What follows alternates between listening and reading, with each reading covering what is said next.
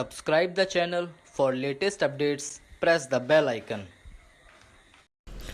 Get ready for the dictation. At the count of 3, 2, 1, start. I rise to give my wholehearted support to this measure, which I consider to be of immense importance and a landmark in the history of industrialization in the country. This bill aims at setting up a permanent machinery for according protection to those industries of our country which stands in need of it. This country, which is so very rich in all its resources, was at one time of its history at the pinnacle of glory, not in the production of raw materials, but in the manufacture of finished goods. But the continuous foreign rule for centuries ruined all its industries, with the result that the country has been brought down from that height of industrial glory. For centuries, our production, though it was more or less of the cottage industry type, commanded markets throughout the world.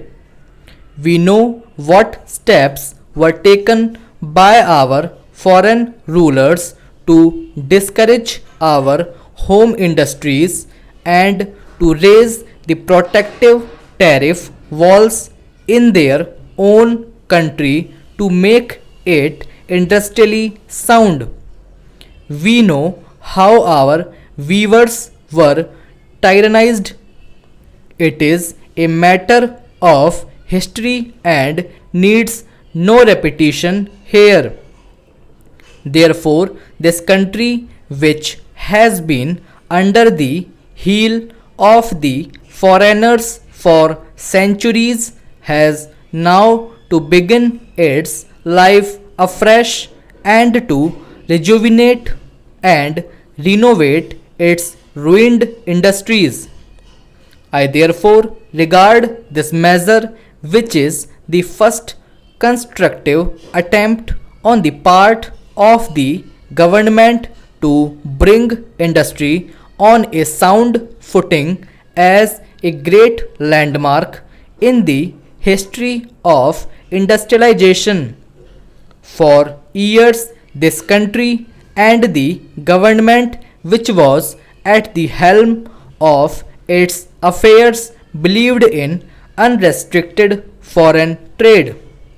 It was only during World War I that the then government thought for the first time that some steps must be taken in this country towards industrialization.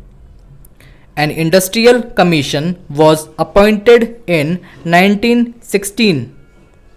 It apparently had nothing to do with the tariff policy, but for the first time it concentrated attention on the sphere and domain of the development of industries in the country.